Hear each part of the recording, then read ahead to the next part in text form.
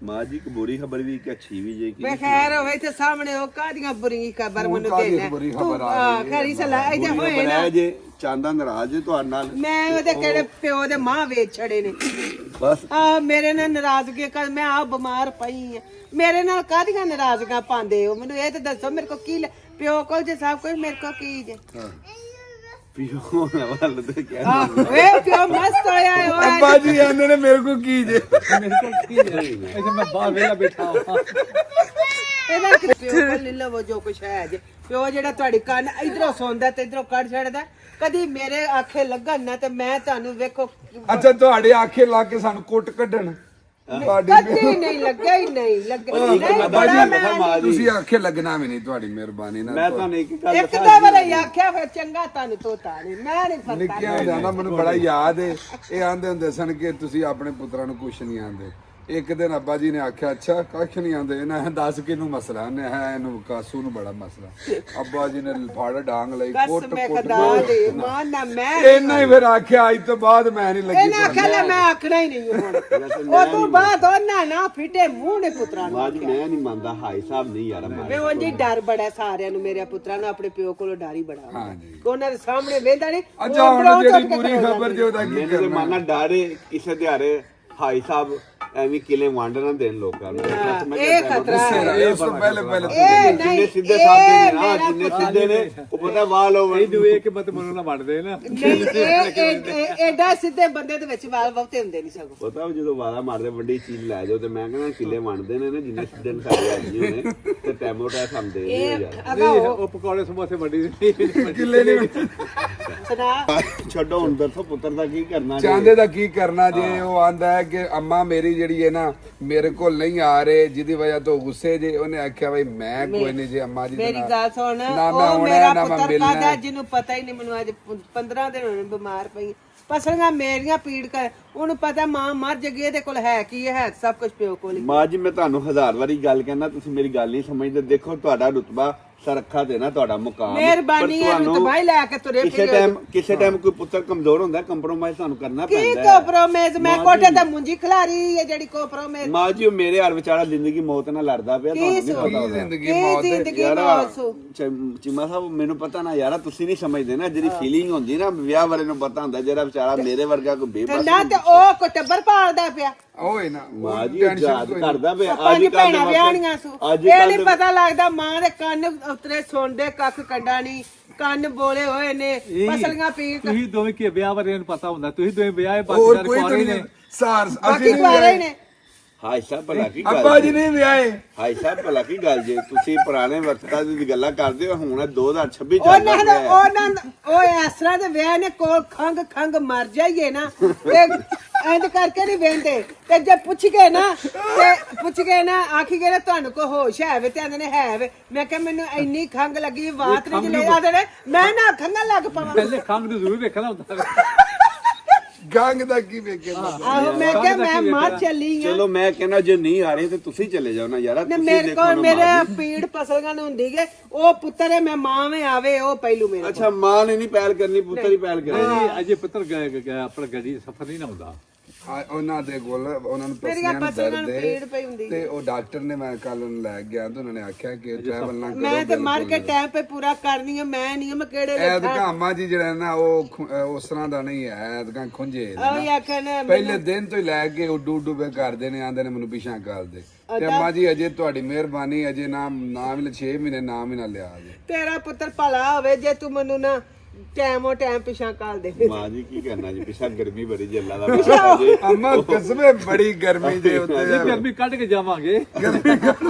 ਆ 2 ਮਹੀਨੇ ਨੇ ਗਰਮੀ ਦੇ ਅੱਛਾ ਆ ਗਰਮੀ ਮੁੱਕੀ ਤੇ ਅਸੀਂ ਮੇਰੇ ਕੰਨਾਂ ਦਾ ਇੱਥੇ ਕੋਈ ਡਾਕਟਰ ਹੀ ਨਹੀਂ ਸਵਾਦ ਦਾ ਲਾ ਮੈਨੂੰ ਸੁਣਿਆ ਹੀ ਕੱਖ ਨਹੀਂ ਜੇ ਮੈਂ ਤੇ ਆਪਣੀਆਂ ਹੀ ਕਰੀ ਹੁਣ ਤੁਹਾਡਾ ਤੇ ਮੈਨੂੰ ਕੋਈ ਪਤਾ ਨਹੀਂ ਲੱਗਦਾ ਇਹਨਾਂ ਦੇ ਨਾ ਕੰਨਾਂ 'ਚ ਛੂੰ ਪਈ ਹੁੰਦੀ ਏ ਅੱਛਾ ਹਾਂ ਤੇ ਮੈਨੂੰ ਬਾਅਦ ਦੱਸਿਆ ਵੀ ਉੱਥੇ ਮਿਰਜ਼ਾ ਸਾਹਿਬ ਦੀ ਉਹ ਪਈ ਮਸ਼ੀਨ ਜੀ ਮੈਂ ਤਾਂ ਕੱਲ ਮੈਂ ਆਖਿਆ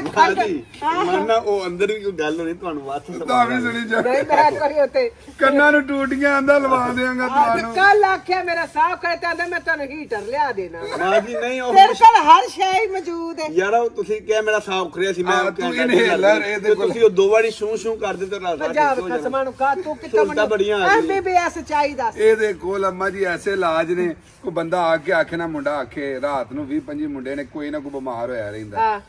ਜਿਹੜਾ ਆ ਕੇ ਆਂਦਾ ਹਾਂ ਜੀ ਬੌਸ ਮੈਨੂੰ ਨਾ ਇਹ ਬੱਖੀ ਚ ਪੀੜ ਹੈ ਉਹਨੂੰ ਨਾ 5-6 ਗੋਲੀਆਂ ਦੇ ਆਂਦਾ ਬੌਸ ਉਹ ਪੁੱਛਦਾ ਹੈ ਕਿਹੜੀ ਹੈ ਕਿਹੜੀ ਉਹਨੂੰ ਆਂਦਾ ਤੂੰ ਇਹ ਨਾ ਪੁੱਛ ਤੈਨੂੰ ਨਾਮ ਆ ਜਾਏਗਾ ਚੱਲ ਹਮ ਤੇ ਤੈਨੂੰ ਉਹਦੇ ਤੋਂ ਨਾ ਆਇਆ ਤੇ ਉਹਦੇ ਤੋਂ ਆ ਜਾਏਗਾ ਨਾਮ ਆ ਕਦੀ ਜਾਂਦਾ। ਤੂੰ ਚਾਰ ਜਮਾਤਾਂ ਪੜਿਆ ਹੁੰਦਾ ਤੂੰ ਐ ਸਾਰੇ ਸਾਊਥ ਅਫਰੀਕਾ ਦਾ ਮਾਜੀ ਵੱਡਾ ਮੈਂ ਡਾਕਟਰ ਹੀ ਦੇਖੋ ਹੋਣਾ। ਮੈਡੀਕਲ ਸਟੋਰ ਵਾਲੀਆਂ ਮੇਰੀਆਂ ਸਹੇਲੀਆਂ ਨੇ ਉਹਦੇ ਬਾਅਦ ਉਧਰ ਮੇਰੇ ਦੋਸਤ ਨੇ ਇੱਕ ਦੋ ਡਾਕਟਰ ਤੇ ਮੈਂ ਸਾਰੀ PhD ਕੀਤੀ ਹੈ ਕਿਹਦੀ ਦਵਾਈ ਕੀ ਹੈ ਤੇ ਜਾ ਮੇਰਾ ਪੁੱਤ ਉੱਠ ਤੱਕ ਕੰਮ ਤੇ ਜਾ ਚਲੋ ਜੀ ਮੈਂ ਚੱਲਾਂ ਜੀ ਫਿਰ ਬਾਕੀ ਕੋਈ ਨਹੀਂ ਮਸਲਾ ਹਾਈ ਸਾਹਿਬ ਆ ਮੇਰੇ ਹੱਥ ਮੇਰੇ ਸਿਰ ਦੇ ਸਾਈ ਨੂੰ ਲੈ ਜਾ ਤੇ ਤਨਖਾਹ ਲਾਣੀ ਹੈ। ਚਲੋ ਹਾਈ ਸਾਹਿਬ ਆਜੋ ਨਾਲ ਹੀ ਹੈ। ਨਾ ਫਿਰ ਲਾਣੀ ਅੱਜ ਦੇ ਦਿਓ ਨਾਲ ਅੱਜ ਲੈਣਦਾਰਾਂ ਨੇ ਆਣਾ ਹੈ ਹਫਤਾ ਤੇ ਮੈਂ ਚਲੋ ਅੱਗੇ ਕਰਾਂਗਾ ਜੀ ਜੀ ਸਾਹਿਬ ਮੁੱਕੇ ਮਰਵਾਣੇ ਨਹੀਂ ਮੈਂ ਕਹਾਂਗਾ ਸਾਡੇ ਕੋਲ ਕੋਈ ਪੈਸਾ ਨਹੀਂ ਜਿਹੜਾ ਜੇ ਇੱਧਰ ਕਿੱਲੇ ਹਾਂਜੀ, ਲੈ ਜਾਓ। ਦੇ ਦੋ ਤਰ੍ਹਾਂ ਕਿੱਲੇ ਵਿੱਚ ਵਾਓ ਤੇ ਪੈਸੇ ਲੈਣਦਾਰਾਂ ਦੇ ਦਿਓ ਤੇ ਇਹ ਠੀਕ ਆ ਇੱਕ ਤੈਨੂੰ ਬੜੇ ਸੋਹਣੇ ਦੇਣਗੇ ਲੈ ਉਹ ਅੰਨਿਆ ਵਾਂਗਰ ਹੱਥ ਫੜ ਲਿਆ ਯਾਰ ਇਹ ਜਿੱਦੜੇ ਅੱਛਾ ਜੀ ਚੈੱਕ अस्सलाम वालेकुम माँ जी ਤੁਹਾਡਾ ਕੀ ਹਾਲ ਹੈ ਮੇਰੀ ਮਾਂ ਦਾ ਮਾੜਾ ਹੀ ਹੈ ਬਸ ਨਹੀਂ ਯਾਰ ਲੱਗੀ ਅੱਲਾ ਖੈਰ ਕਰੇ ਨੇੜੇ ਲੱਗੇ ਹੋ ਐਸੇ ਥੋੜੀ ਮਲਕਾ ਤੂੰ ਵੀ ਨੇੜੇ ਲੱਗੀ ਹੈ ਕਿ ਠੀਕ ਹੈ ਤੂੰ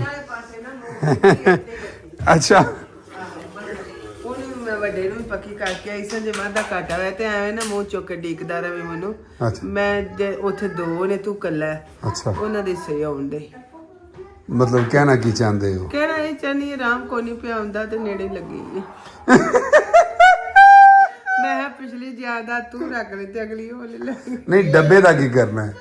ਡੱਬਾ ਇੱਥੇ ਹੀ ਰੱਖਣਾ ਡੱਬਾ ਨਹੀਂ ਪਿਛਾ ਜਾਣ ਦੇਣਾ ਚਾਹੀਦਾ ਅੱਲਾ ਮਾਫ ਕਰੇ ਨਹੀਂ ਅਮਾ ਜੀ ਨਾ ਪੁੱਤਰਾ ਡੱਬਾ ਪੋਪੋ ਕੋਈ ਜ਼ਰੂਰਤ ਨਹੀਂ ਪਾਣਾ ਖਾਣ ਦੀ ਕੀ ਬਾਤ ਹੈ ਅੱਛਾ ਜੀ ਦਿਓ ਜੀ ਤੇ ਚੁੱਪ ਕਰਕੇ ਨਾ ਆਰਾਮ ਨਾਲ ਹਾਂਜੀ। ਇੱਥੇ ਬਈ ਉੱਥੇ ਹੁਣ ਲੱਗਦਾ ਨਿੱਕੇ ਪੁੱਤਰ ਨੇ ਆਉਣਾ ਤੇ ਅੰਮਾ ਨੂੰ ਆਰਾਮ ਆਉਣਾ ਉਹ ਜੀ ਕੋਈ ਨਹੀਂ ਆਉਣਾ ਪੁੱਤਰ ਮੇਰੇ ਜੋਗਾ ਨਿੱਕਾ ਪੁੱਤਰ ਕੋਈ ਨਹੀਂ ਮੈਨੂੰ ਅਸਲ 'ਚ ਉਹ ਰੁੱਸੇ ਆ ਚੋਖਾ ਸਰ ਤੁਹਾਨੂੰ ਨਹੀਂ ਮੈਂ ਦੱਸਿਆ ਤੁਹਾਨੂੰ ਉਹ ਰੁੱਸੇ ਆਂਦਾ ਕਿ ਅੰਮਾ ਮੇਰੇ ਕੋ ਕਿਉਂ ਨਹੀਂ ਆਈ ਮੈਂ ਉਹਦੇ ਜੋਗੇ ਕਿਹੜੇ ਦਾਣੇ ਬਣਾ ਹੁਣ ਉਹਨੂੰ ਕੀ ਪਤਾ ਕਿ ਅੰਮਾ ਕੋ ਟਰੈਵਲ ਨਹੀਂ ਹੁੰਦਾ ਕਿਵੇਂ ਅੱਗੇ ਹੋਰ 100-150 ਕਿਲੋਮੀਟਰ ਜਾਣ ਤੇ ਫਿਰ 100-150 ਆਉਣ ਕੇ ਜਾਣ ਤੇ ਉਦੋਂ ਦਿਲ ਕਰਦਾ ਜਦੋਂ ਬੰਦਾ ਰਾਤ ਆਪੇ ਠੀਕ ਹੋਵੇ ਨਾ ਤੇ ਹੁਣ ਮੈਂ ਜਾ ਕੇ ਜ਼ਰੂਰ ਇਸ ਨੂੰ ਹੁਣ ਤੇ ਪਤਾ ਹੈ ਕਿ ਆਵਾ ਮਾਈ ਖਾਣ ਬਿਮਾਰ ਹੈ। ਰਹਿੰਦੀ ਹੈ ਬਿਮਾਰ ਹੈ ਉਹਦੇ ਸਰਾਣੇ ਜਾ ਪਵੇ ਤੇ ਉਹ ਆਖੇ ਕਿ ਇਹ ਨਿਰੀ ਬਿਮਾਰੀ ਮੇਰੇ ਕੋਲ ਅੱਲਾ ਮਾਫ ਕਰੇ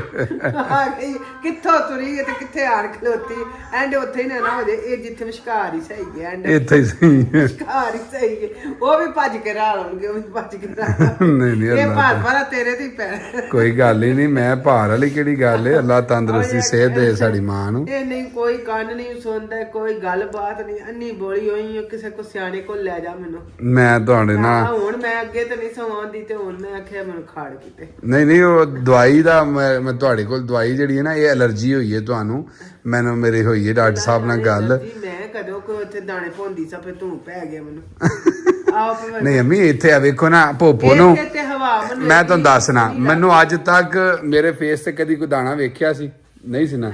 ਇਹ ਵੇਖੋ ਹੁਣ ਥੋੜਾ ਥੋੜਾ ਮਲ ਭੋਪੋ ਨੂੰ ਦਾਣੇ ਜਿਹੜੇ ਨੇ ਤੇ ਜਿਸਮ ਦੇ ਉੱਤੇ ਰੈਡ ਕਿ ਮੈਨੂੰ ਇਹ ਦੱਸੋ ਇਹ ਕਿਹੜਾ ਕੁਛ ਆਇਆ ਸੀ ਕੋਈ ਖਾਂਦੀ ਹੈ ਕਿੱਲ ਨੇ ਜਵਾਨੀ ਨੇ ਆ ਤੇ ਉਦੋਂ ਜਵਾਨੀ ਚ ਨਹੀਂ ਸਨ ਕਦੀ ਨਿਕਲੇ ਹੈ ਜਿੱਤੇ ਨੂੰ ਜਵਾਨੀ ਆਈ। ਤੇ ਮੈਂ ਗੱਲ ਪੈ ਕਰਨਾ ਵਾ ਵੇਖ ਲਵੋ ਤੇ ਅੱਬਾ ਜੀ ਨੂੰ ਤਰਫ ਫੜ ਜੇ ਨਿਕਲੇ ਸਨ ਤੇ ਇਹ ਵੀ ਐਲਰਜੀ ਹੁੰਦੀ ਹੈ ਬੰਦੇ ਨੂੰ ਕਦੀ ਕੋਈ ਐਸਾ ਉਹ ਬਿਮਾਰ ਆ ਧਿਆਨ ਨਾਲ ਛਲੀ ਲਿਆਉਂਦੇ ਨੇ ਅੱਛਾ ਹੈਂ, ਜਦੋਂ ਲੋੜ ਸੀ ਉਦੋਂ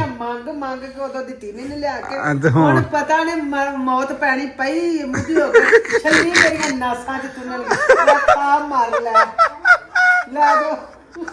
ਹੈ ਜਦੋਂ ਖੰਗ ਦੀ ਸੱਤਿਆ ਨੇ ਮੈਂ ਵੀ ਖੰਗਾ ਮੈਂ ਤੇ ਹੁਣ ਜਾਓ ਖਾਓ ਪੀਓ ਐ ਲੋ ਨਾ ਕਿ ਮੈਂ ਰੱਖ ਦਿੱਤੀ ਆ ਬਈ ਇਹ ਖਾਣੀ ਉਹ ਤੇ ਖਾ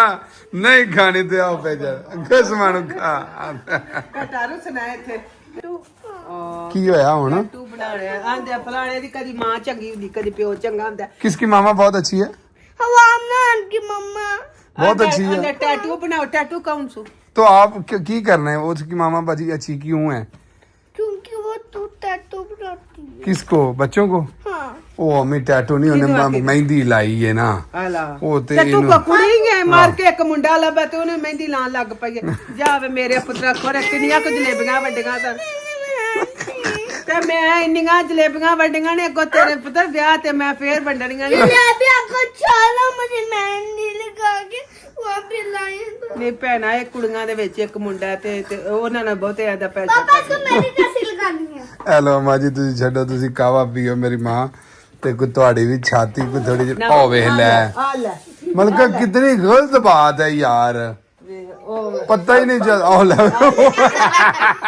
ਅੱਜ ਸਾਰੇ ਏ ਉਹਨੂੰ ਪਤਾ ਵੀ ਨਹੀਂ ਚੱਲੇ ਸਾਰੇ ਟੱਬਰ ਨੂੰ ਅੱਜ ਹੋਇਆ ਕੀ ਜੇ ਓਏ ਨਾ ਅੱਜ ਅਮਾ ਜੀ ਮੈਂ ਤੁਹਾਡੇ ਜੋਗਾ ਨਾ ਅਗਲੇ ਦਿਨ ਖਵਾਈਆਂ ਸਨ ਨਾ ਯਾਸਰ ਨੂੰ ਖਵਾਈ ਸੀ ਫਿਸ਼ ਵਗੈਰਾ ਤੇ ਨਾਲ ਬਾਰਬੀਕਿਊ ਕਰਕੇ ਅੱਜ ਮੈਂ ਆਸਮ ਭਾਈ ਨੂੰ ਤੇ ਜ਼ੇਬੀ ਕਹਿੰਦਾ ਸੀ ਭਾਈ ਸਾਡੀ ਵਾਰੀ ਹੈ ਮੈਂ ਹਾਂ ਬੱਲੇ ਭਾਈ ਬੱਲੇ ਅੱਜ ਉਹਨਾਂ ਦੀ ਵਾਰੀ ਹੈ ਤੁਹਾਡੇ ਜੋਗੇ ਮੈਂ ਇਹ ਹਫਤਾ ਤੋਂ ਬਾਅਦ ਜਾਣਾ ਨਾ ਪਾਏ ਹਾਂ ਜੀ ਜਾਣਾ ਕਿਉਂ ਪਾਏ ਮੇਰੀ ਮਾਂ ਤੁਸੀਂ ਆਏ ਹੋ ਬਹਾਨੇ ਦੇ ਨਾਲ ਕਿ ਹਰ ਵੀਕਐਂਡ ਭਾਈ ਅੱਲਾ ਸਤਿਨਾਮ ਤਾਂ ਲੈਂਦਾ ਪੁੱਤਰ ਮਹਿਮਾਨ ਨੂੰ ਰੋਟੀ ਖਵਾ ਲਗਾ ਬੜੀ ਮੈਂ ਰਾਜ਼ੀ ਆ ਤੇਰੇ ਤੋਂ ਆਮੀਨ ਲਓ ਜੀ ਅੰਮਾ ਜੀ ਮੈਨੂੰ ਲੱਗਦਾ ਕਿ ਤੁਸੀਂ ਅਜੇ ਖਾਦਾ ਵੀ ਨਹੀਂ ਤੇ ਤੁਸੀਂ ਬਸ ਹੋ ਗਏ ਹੋ ਮੈਂ ਤੇ ਰਾਜ਼ੀ ਗਈ ਪੁੱਤਰਾ ਮੈਂ ਤੁਹਾਡੇ ਨਿੱਕੇ ਪੁੱਤਰ ਨੂੰ ਢੀਕ ਕੇ ਨਾ ਮੈਨੂੰ ਇਹ ਸੀ ਅੱਜ ਵੀਕਐਂਡ ਅੱਜ ਆ ਜਾਏਗਾ ਨਹੀਂ ਆਇਆ ਨਹੀਂ ਆਇਆ ਤੇ ਪੁੱਤਰ ਕੰਮ ਦੇ ਦਿਹਾੜੇ ਨੇ ਕੋ ਆਪਣਾ ਵੀਕਐਂਡ ਵੀ ਦਿਨ ਤਾਂ ਹੀ ਮੈਂ ਫਿਰ ਆਖਿਆ ਅਰਹਮਾ देखो ਹਾਂਜੀ ਹਾਂਜੀ ਮੇਰਾ ਪੁੱਤਰ ਤੂੰ ਰਹਿਣ ਦੇ ਨਾਲ उसको ਸ਼ੇਰ निकालो ना ਜੀ उसको निकालो ना ਅੱਛਾ ਜੀ ਮੈਂ ਨਿਕਾਲ ਲਿਆ ਮੈਂ ਆਪਣੇ ਉਧਰ ਖਾਣ ਵਾਲੇ ਕੋ ਜੀ ਜਿਹੜੇ ਚਾਰ ਤੇ ਜੀ ਹੈ ਤੁਸੀਂ ਆ ਉਹਦੇ ਉੱਤੇ ਧਰ ਜ਼ਰਾ ਗਰਮ ਹੋ ਜੇ ਓਕੇ ਅੰਮਾ ਜੀ पापा